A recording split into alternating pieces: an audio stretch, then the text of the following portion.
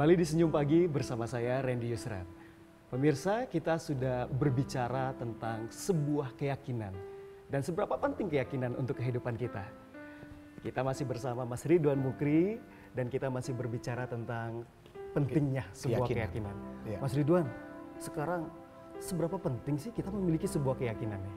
Saya akan jawab dengan sebuah simulasi ya. Waduh, simulasi apa ini? Ada tantangan buat Mas Randy, saya sudah siapkan. Saya siap menerima tantangan. Ini harus diapakan nih Mas Ridwan? Mas Randy kan tadi bertanya tentang seberapa penting keyakinan. Betul. Nah, saya akan berikan tantangan, Mas Randy harus mematahkan pensil ini. Mematahkan pensil ini? Iya. Oke. Ini keras loh pemirsa. Jadi ini bukan pensil sembarang pensil, tapi ini pensil yang keras ya. Kita akan minta Mas Randy untuk mematahkan.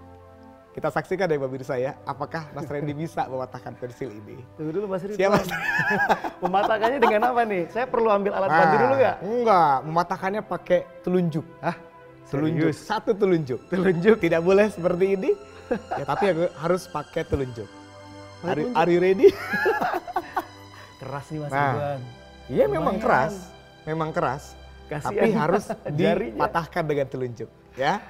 Oke. Bagaimana caranya saya akan kasih tahu dulu ya. Gimana? Pertama Mas Randy, yang paling penting harus punya apa? Keyakinan. Keyakinan. Kalau ragu, bukan pensil yang patah, tapi telunjuk yang patah. Serem juga nih.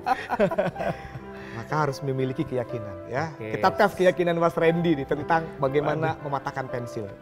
Siap ya? Oke, saya akan coba Mas Ridwan. Ya. Tarik nafas, jangan ragu.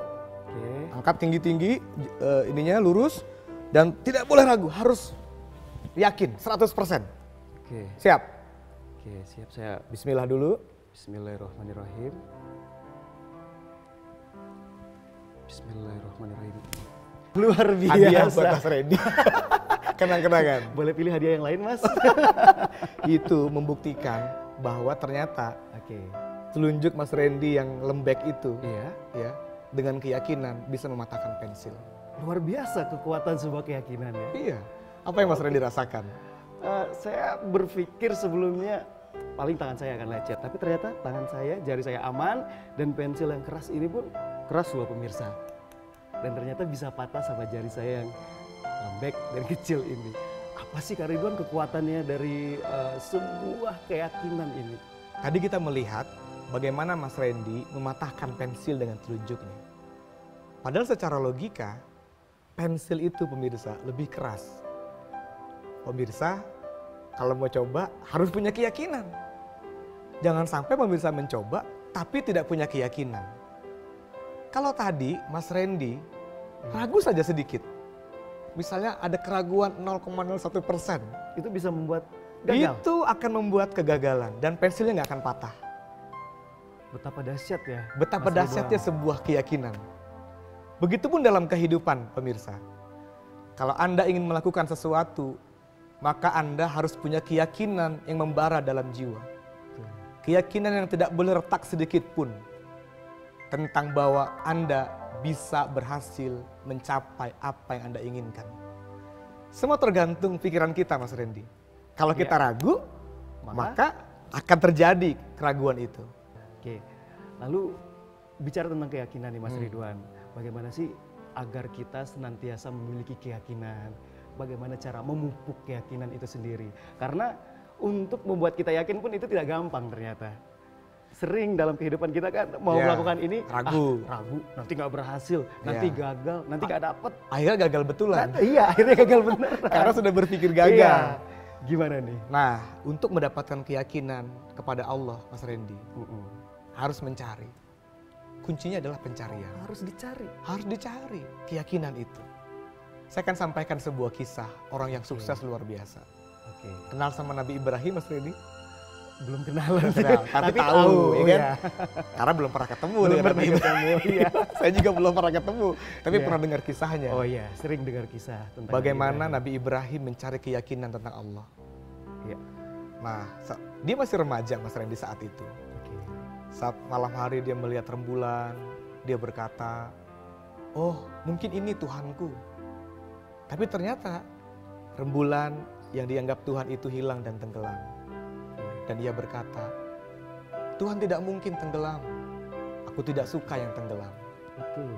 Terus dia melihat bintang. Kemudian ia berkata kembali, oh mungkin ini Tuhanku. Tapi ternyata bintang yang dianggap Tuhan itu pun hilang dan tenggelam. Tenggelam juga. Tenggelam juga. Kemudian dia melihat matahari. Jauh lebih besar. Iya. Dan ia kembali berkata, oh mungkin ini Tuhanku, jauh lebih besar. Tapi ternyata matahari yang dianggap Tuhan itu pun hilang dan tenggelam. Dan ia kembali berkata, Wah. Tuhan tidak mungkin tenggelam dan aku tidak suka yang tenggelam. Ia terus mencari keyakinan tentang Tuhannya. Hingga ia berkata, duhai Tuhanku, tolong tunjukkan aku bagaimana Engkau menghidupkan orang-orang yang mati. Dan Allah berkata, Mas Randy, apakah engkau belum yakin, wahai Ibrahim?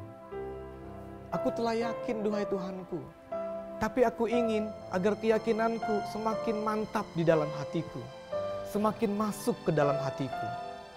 Dan Allah berkata, kalau demikian, ambillah 4 ekor burung. Lalu potong-potonglah burung itu. Dan kemudian tempatkan potongan burung itu di atas puncak bukit yang terpisah. Dan kemudian panggillah burung itu kembali. Niscaya burung itu akan datang kembali kepadamu dalam keadaan hidup. Dan ternyata benar, Mas Randy. Burung yang telah dipotong-potong dan ditempatkan di atas puncak bukit yang terpisah itu datang kembali kepada Nabi Ibrahim dalam keadaan hidup. Hingga membuat Nabi Ibrahim air matanya bercucuran. Dan kemudian keyakinan tentang Allah masuk ke dalam hatinya dan menghujam ke dalam kalbunya. Dan dengan modal keyakinan itulah kemudian Nabi Ibrahim jadi orang yang sukses dan berhasil membangun peradaban besar di muka bumi. Karena dia punya keyakinan kepada Allah. Keyakinan yang bukan hanya di kepala, tapi keyakinan yang masuk ke dalam hati dan mengalir di dalam darah. Luar biasa. Kisah ini akan kita bahas lebih lanjut. Kita hubungkan dengan kehidupan kita sehari-hari. Tentunya setelah jeda berikut ini.